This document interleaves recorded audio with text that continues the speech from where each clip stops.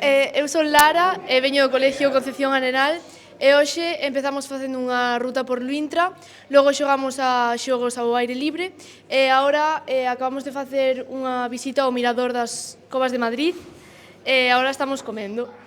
Son os alumnos de cuarto A do Colexio Concepción Arenal, un grupo de 9 rapaces e rapazas que resultou gañador na categoría de secundaria do segundo concurso de podcast da Ribeira Sacra que organiza o Diario La Región co patrocinio da Xunta de Galicia e que se desenvolveu durante os meses de novembro e decembro.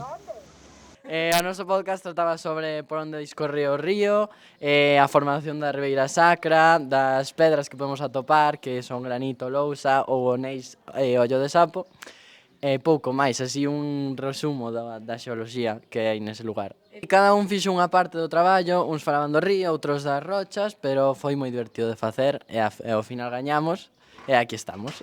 Din que o máis difícil foi falar, vocalizar correctamente e o máis divertido, traballar en grupo e coñecer máis detalles da Ribeira Sacra. Na categoría de primaria, os gañadores foron os nenos e nenas do Colexio de San Salvador de Arnoia.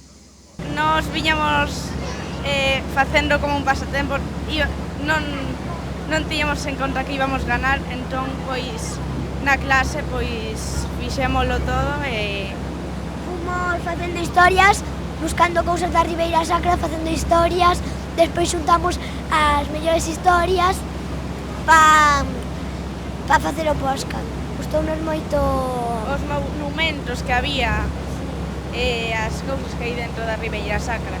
Eles ata se atreveron cos mitos e lendas e mesmo coa Santa Compaña.